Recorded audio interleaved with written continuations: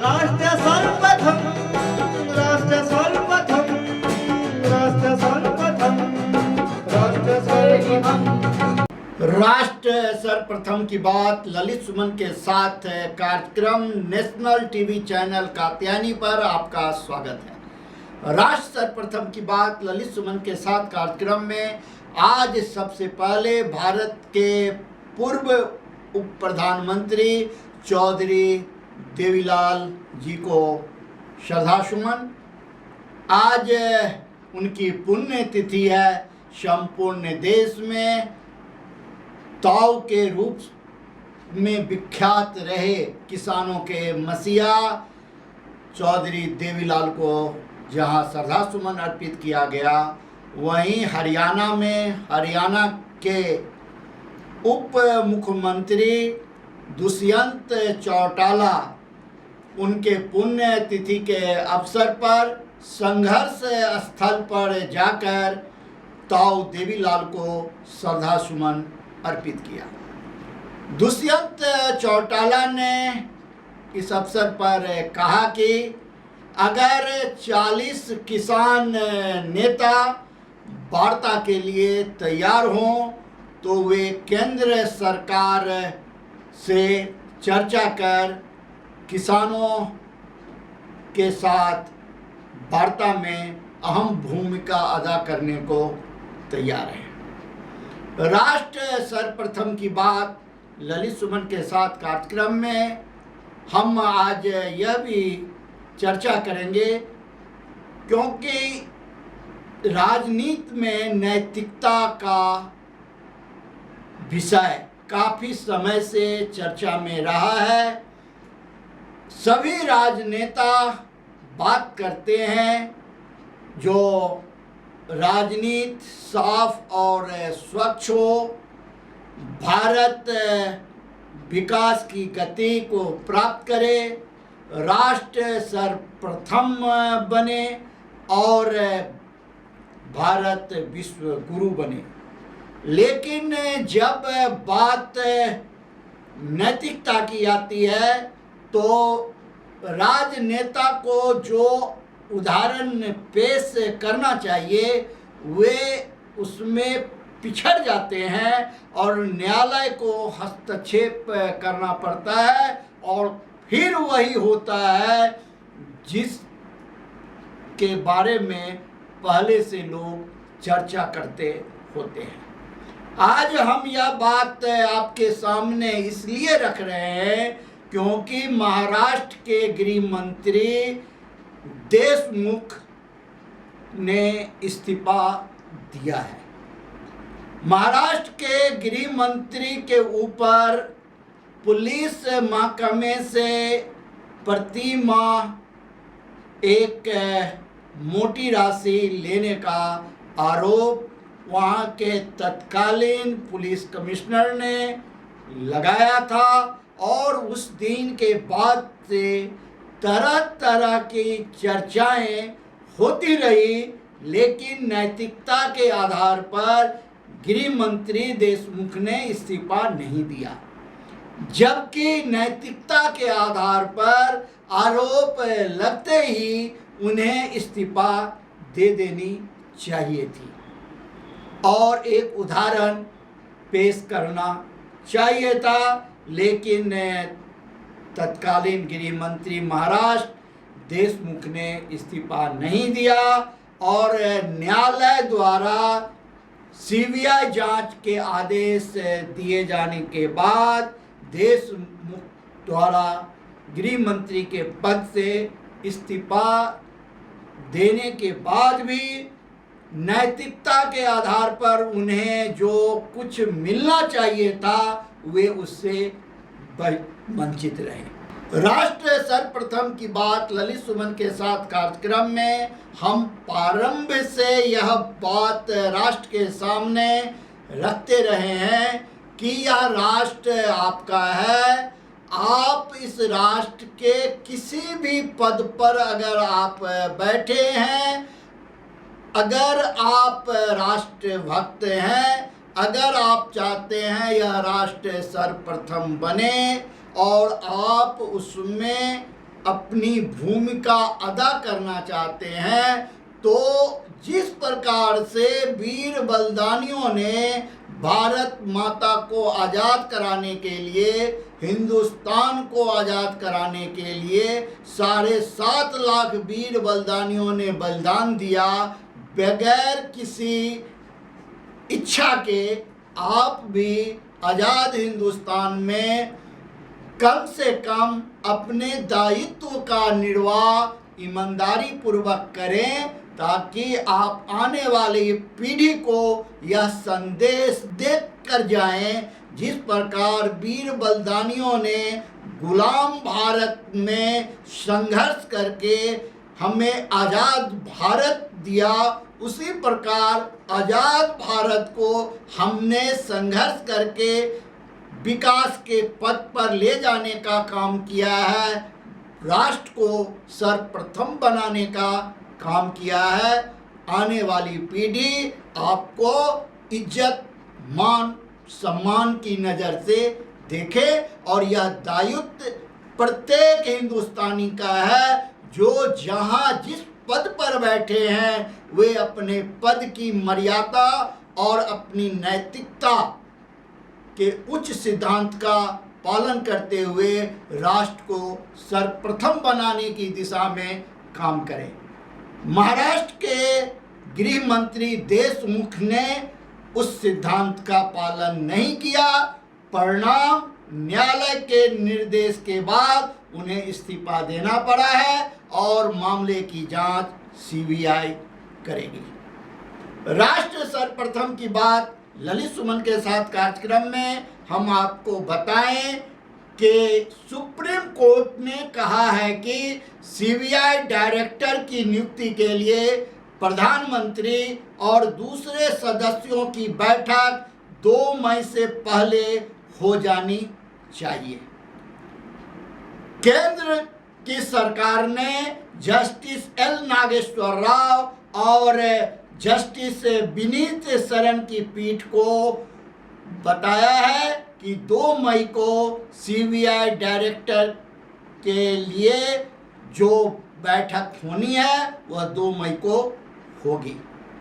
राष्ट्र सर्वप्रथम की बात ललित सुमन के साथ कार्यक्रम में हम आपको बताएं कि आज भारतीय जनता पार्टी का 41वां स्थापना दिवस है। सुबह से ही भाजपा के सभी नेता अपने पुराने साथियों को याद कर रहे हैं, उन्हें सम्मानित कर रहे हैं, और जो प्रेरणा के स्रोत थे पंडित दीनदयाल उपाध्याय जैसे वरिष्ठ नेता, उन लोगों को श्रद्धा सुमन भी अर्पित कर रहे हैं। राष्ट्र सर्वप्रथम की बात ललित सुमन के साथ कार्यक्रम में हम आपको बताएं कि भारत की राजधानी दिल्ली में कोरोना फिर से एक बार विकराल रूप धारण करता जा रहा है और रात्रि कर्फ्यू लगा दी गई है। रात 10 बजे से लेकर सुबह 5 बजे तक बगैर ई पास के कोई भी बाहर नहीं जा सकेंगे। आज हम आपसे यहीं विदा लेंगे। आप नेशनल टीवी चैनल कात्यायनी पर अन्य खबरों के लिए बने रहें। राष्ट्र सर्वप्रथम, वंदे मातरम, जाग उठा है भारत। 22 वर्षों से प्रकाशित मदर इंडिया पत्रिका, पढ़ते रहे देश दुनिया की खबरों के लिए।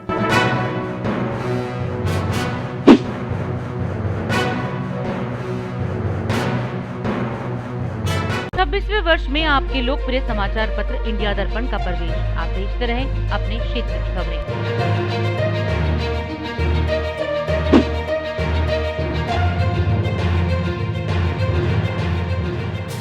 पूरे देश में फैल रहे कोरोना वायरस के मामले सभी राज्यों में तेजी से बढ़ रहे हैं, जिसको लेकर राज्य सरकार अपने अपने स्तर पर तेजी से कोरोना से बचाव के काम कर रही है। तो वहीं बिहार में हर रोज बढ़ रहे नए कोरोना के मामलों को देखते हुए सरकार ने पहले ही स्कूल कॉलेज को बंद कर दिया है।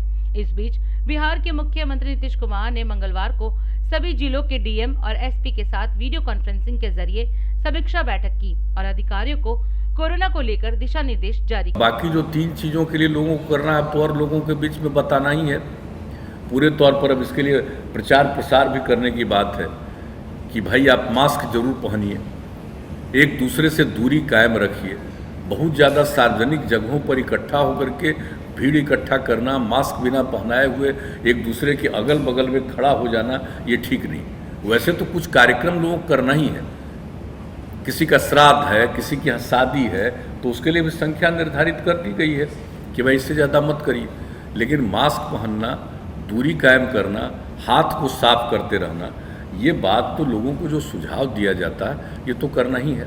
और सब लोगों को प्रेरित करना है कि भाई आप अपना टीकाकरण भी कराइए और दूसरी चीज़ें की टेस्ट भी करवा लीजिए। ये दोनों काम हम लोगों को करना है और हम लोगों को पूरा भरोसा है कि टीकाकरण हम लोगों का मैक्सिमम हो जाएगा तो स्वाभाविक तौर पर नया जो बीमारी फिर से आ रही है उसका असर कम से कम होगा।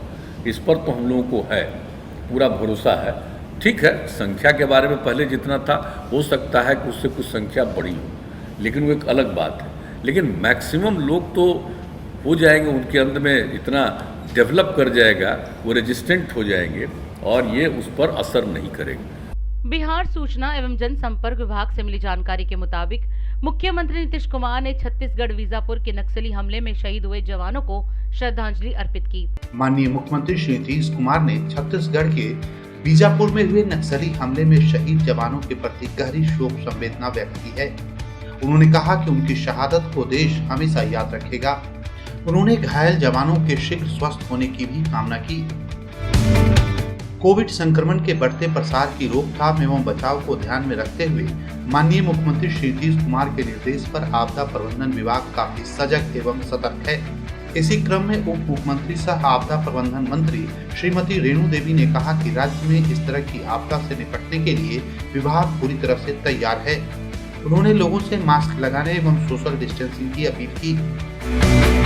माननीय शिक्षा मंत्री श्री विजय कुमार चौधरी ने बिहार विद्यालय परीक्षा समिति द्वारा आयोजित मैट्रिक परीक्षा 2021 का रिजल्ट जारी किया। इस दौरान विभाग के अपर मुख्य सचिव श्री संजय कुमार एवं बिहार विद्यालय परीक्षा समिति के अध्यक्ष श्री आनंद किशोर मौजूद रहे। पटना के जिलाधिकारी डॉक्टर चंद्रशेखर सिंह ने कोरोना संक्रमण की रोकथाम के लिए हिंदी भवन परिसर से 12 जागरूकता रथ एवं धावा दल को हरी झंडी दिखाकर रवाना किया। उन्होंने कहा कि कोरोना से बचाव हेतु जागरूकता एवं सावधानी जरूरी है। पूर्णिया के जिलाधिकारी श्री राहुल कुमार ने सदर अस्पताल स्थित RT-PCR लैब का निरीक्षण किया। उन्होंने कोविड-19 की रोकथाम हेतु दी जाने वाली सेवा के बारे में विस्तृत जानकारी ली। किशनगंज के जिलाधिकारी डॉक्टर आदित्य प्रकाश की अध्यक्षता में कोविड समन्वय समिति की बैठक की गई। उन्होंने संबंधित पदाधिकारियों को इसके बचाव एवं रोकथाम हेतु आवश्यक दिशा निर्देश दिए। सहरसा के जिलाधिकारी श्री कौशल कुमार ने नगर परिषद के सभी वार्ड पार्षदों के साथ बैठक की। इस दौरान उन्होंने कोविड संक्रमण की रोकथाम एवं वैक्सीनेशन के संदर्भ में विचार विमर्श की। भोजपुर के जिलाधिकारी एवं पुलिस अधीक्षक द्वारा कोविड-19 के बढ़ते संक्रमण की रोकथाम हेतु सभी अनुमंडल पदाधिकारियों एवं अनुमंडल पुलिस पदाधिकारियों के साथ बैठक की गई एवं आवश्यक दिशा निर्देश दिए गए। समस्तीपुर के जिलाधिकारी श्री शशांक शुभंकर ने कोविड-19 संक्रमण की रोकथाम हेतु अधिकारियों के साथ बैठक की।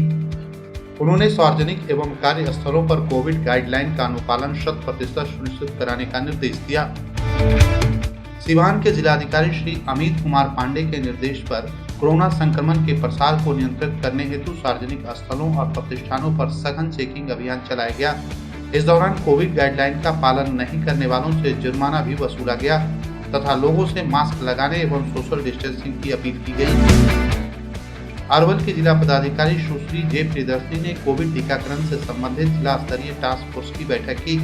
इस दौरान उन्होंने संबंधित अधिकारियों को कई आवश्यक दिशा निर्देश दिए। 6 अप्रैल को केंद्र शासित भारतीय जनता पार्टी के 41वें स्थापना दिवस पर भाजपा के दिल्ली प्रदेश कार्यालय में कार्यक्रम का आयोजन किया गया, जहां भाजपा के दिल्ली प्रदेश अध्यक्ष आदेश गुप्ता व भाजपा के वरिष्ठ नेता विजय कुमार मल्होत्रा व अन्य नेता और कार्यकर्ता मौजूद रहे। इस अवसर पर आदेश गुप्ता ने पंडित दीनदयाल उपाध्याय व श्यामा प्रसाद मुखर्जी को याद करते हुए उन्हें श्रद्धा सुमन अर्पित किए।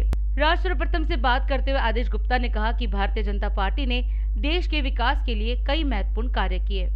अपने साहस, अपने संकल्प, अपने बुद्धि को एकात्म रूप करके इस देश को आगे बढ़ाने का काम भारतीय जनता पार्टी के कार्यकर्ता कर रहे हैं। इस कोरोना संकट ने भारत को विश्व के समक्ष अग्रणी देशों में लाकर खड़ा किया है।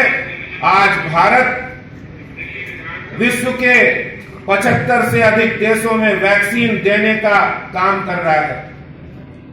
वसुधैव कुटुंबकम की अपनी अवधारणा को हम सिर्फ ऋषि मुनियों ने जो हमें परंपरा दी है, उस परंपरा को आगे बढ़ाने का काम हमारे भारतीय जनता पार्टी के सर्वोच्च नेता श्री नरेंद्र मोदी जी के नेतृत्व में देश आगे बढ़ रहा है और विकास कर रहा है। चुनौती को अवसर के रूप में भारत ने परिवर्तित किया है और इस अवसर के बाद आज भारत कोरोना वैक्सीन को विश्व के 72 देशों में देने के लिए सक्षम है। आज से पहले हम लोग जब कोई महामारी संकट आता था तो दूसरे देशों से मदद मांगते थे। आज भारत दूसरे देशों को मदद देने वाला और वैक्सीन देने वाला बना है। भारत की संस्कृति, हमारे ऋषि मुनि की परंपरा, वसुधैव कुटुंबकम की अवधारणा को सही रूप में भारतीय जनता पार्टी ने चरितार्थ किया है। प्रधानमंत्री नरेंद्र मोदी जी के नेतृत्व में देश आगे बढ़ रहा है और हम इस अवसर पर, स्थापना दिवस के इस अवसर पर सभी कार्यकर्ताओं को बधाई देते हैं। जो पार्टी देश को प्रथम मानती हो, व्यक्ति सबसे आखिरी में है और देश सबसे पहले है, उस भारतीय जनता पार्टी के कार्यकर्ता होने पर हमें गर्व महसूस हो रहा है। आज की स्थापना दिवस पर हम सभी कार्यकर्ताओं को बहुत बहुत कोटि कोटि बधाई। 26वें वर्ष में आपके लोकप्रिय समाचार पत्र इंडिया दर्पण का प्रवेश। आप देखते रहें अपने क्षेत्र की खबरें।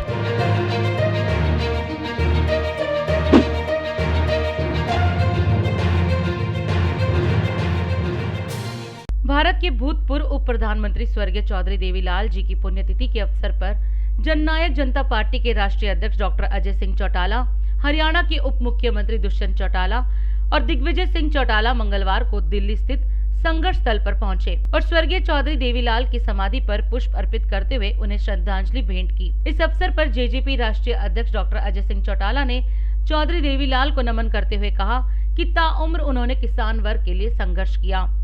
उन्होंने कहा कि ऐसे महान पुरुष के दिखाए हुए रास्ते पर आज देश आगे बढ़ रहा है। जेजेपी की बुनियाद भी उन्हीं की विचारधारा पर रखी गई है। डॉक्टर चौटाला ने कहा कि ताऊ देवीलाल ने सरकार में अवसर मिलने पर किसान का मेरे वर्ग को तमाम सुविधाएं उपलब्ध करवाई और आज उनके नक्शे कदम पर चलते हुए हमारा भी यही निरंतर प्रयास है। आज भारतीय जनता पार्टी अपना 41वां स्थापना दिवस मना रही है और भाजपा के स्थापना दिवस के मौके पर नरेला बवाना फ्लाईओवर आरओबी नरेला का लोकार्पण राज्य मंत्री हरदीप सिंह पुरी ने वीडियो कॉन्फ्रेंसिंग के जरिए किया। इस मौके पर दिल्ली के एलजी अनिल बेजल ने भी अन्य अधिकारियों के साथ वीडियो कॉन्फ्रेंसिंग के जरिए क्षेत्रवासियों को बधाई दी। इस कार्यक्रम में सांसद हंसराज हंस और भाजपा के दिल्ली प्रदेश अध्यक्ष आदेश गुप्ता और अन्य नेता व कार्यकर्ता भी मौजूद रहे।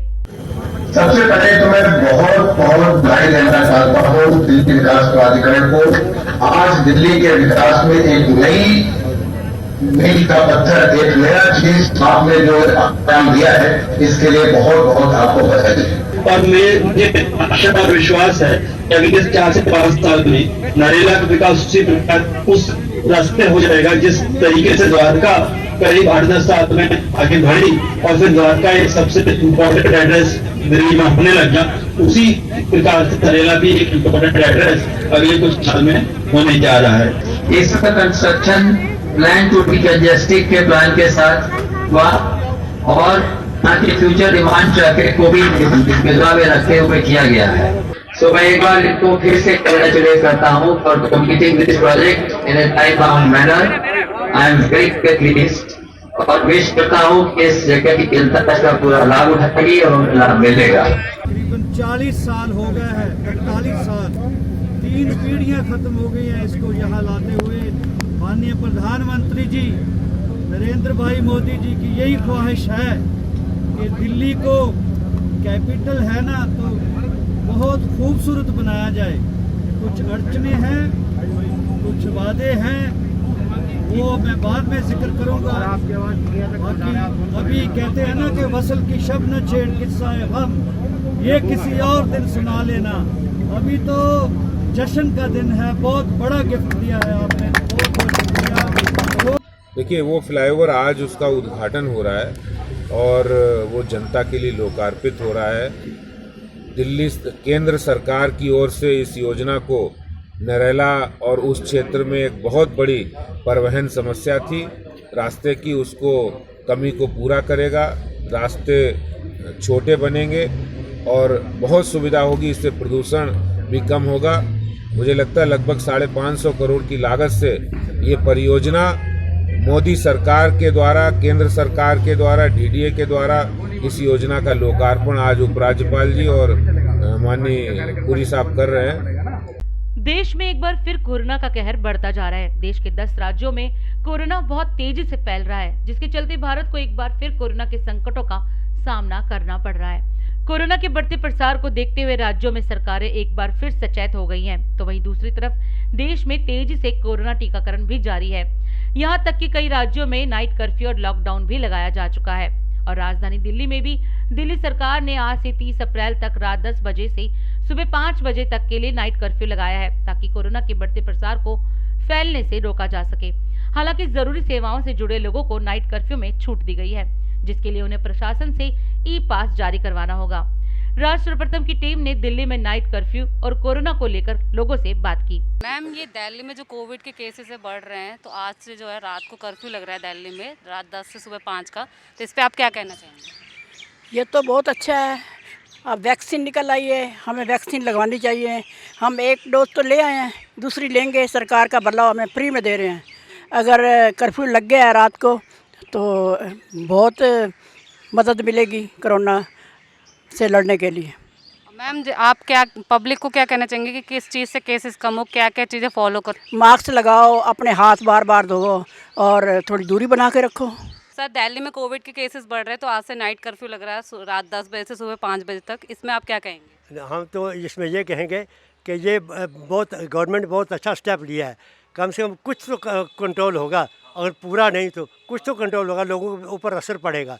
स्पेशली जो एजुकेटेड हैं लोग, उनके ऊपर ज़रूर असर पड़ेगा।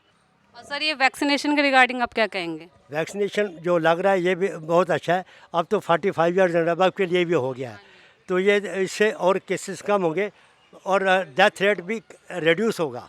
दिल्ली में जो कोविड के केसेस बढ़ रहे हैं, तो आज से नाइट कर्फ्यू लग रहा है रात 10 से सुबह 5 का, तो इस रिगार्डिंग आप क्या कहेंगे कि इससे केसेस रुकेंगे?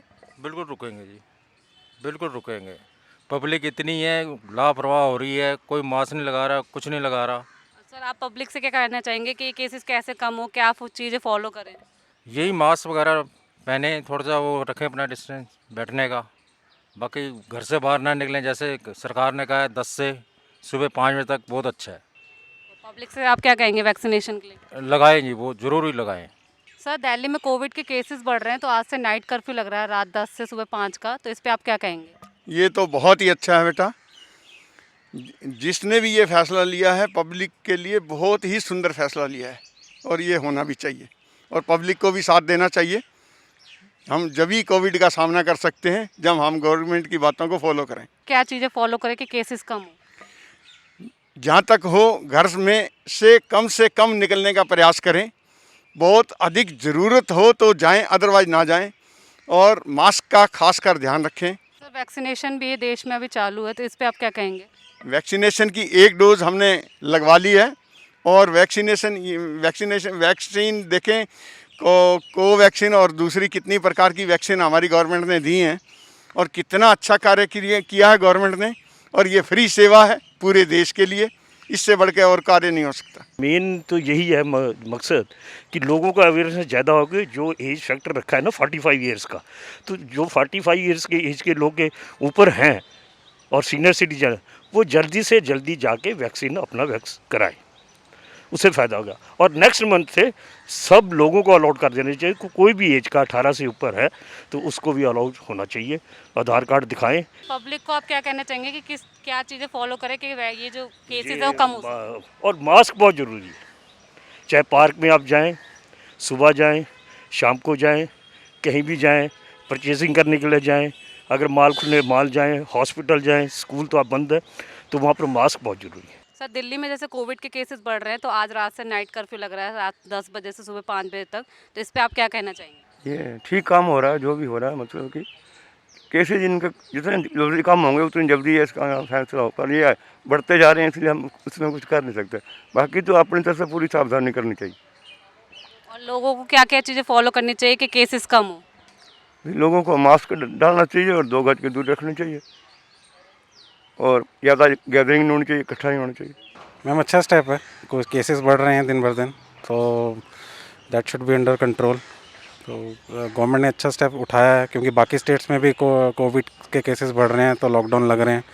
ऑल्दो जनता को समझना चाहिए कि केसेस बढ़ रहे हैं, तो they should take some precautions accordingly. Night curfew लग रहा है रात 10 बजे से सुबह 5 बजे तक का, तो इससे आपको क्या लगता है केसेस कम होंगे? कुछ कम होने चाहिए, ज़रूर कम। प्रिकॉशन जब एवरीवन शुड हैव प्रिकॉशन लेंगे, घर में बैठेंगे, तो ऑटोमेटिकली कुछ कम होने चाहिए। दिल्ली के पंजाबी बाग से आज सुबह एक दुखद खबर सामने आई, जहां एक निर्माणाधीन रेलवे ब्रिज गिरने से 50 वर्षीय एक व्यक्ति की मौत हो गई। जानकारी के अनुसार इस ब्रिज का निर्माण कार्य वर्षों से बंद पड़ा था और ये ब्रिज टूटकर नीचे खड़े एक ट्रक पर गिर पड़ा। बताया जा रहा है कि मृतक पार्किंग वाले ट्रकों में नाइट वॉचमैन का काम करता था। हाँ, पति ड्यूटी करने कल आए थे, पति ड्यूटी ही करते हैं, लौट के सुबह वापस नहीं गए पति। हाँ, कानपुर के रहने वाले हैं। मेरे पापा अकेले थे कमाने वाले, हम लोग 5 बहन एक भाई। कहाँ रह रहे हैं? जुग्गी में रह रहे हैं, गोल्डन पार्क के पास। इस घटना के बाद मौके पर पहुंची पुलिस और राहत कार्य व बचाव दल की टीम ने पूरी घटना का ब्यौरा दिया। ये हमको आज सुबह एक कॉल मिली कि एक रेलवे का अंडर कंस्ट्रक्शन पुल है, उसका एक गार्टर जो सीमेंट और आयरन का बना हुआ है वो नीचे गिर गया है, लगभग 20 से 25 मीटर का। मौके पर आए तो पता चला कि रात में ये इस तरीके से हादसा हो गया।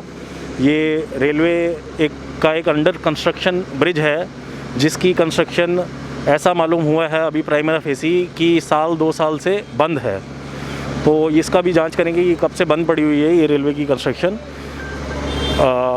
बहुत ही अनफॉर्चुनेट है कि ये जब गार्टर गिरा तो नीचे इनका एक नाइट वॉचमैन था, जो यहाँ गाड़ियाँ खड़ी रहती हैं, पार्कड रहती हैं, उनको वॉच करता था। वो उसका वॉचमैन था, वो एक गाड़ी में था, सो रहा था शायद, और उसके ऊपर अचानक ये गार्टर आकर गिरा, जिससे उसकी मृत्यु हो गई, उसका क्रश हो गया। ये कॉल हमारे पास सुबह की कॉल है।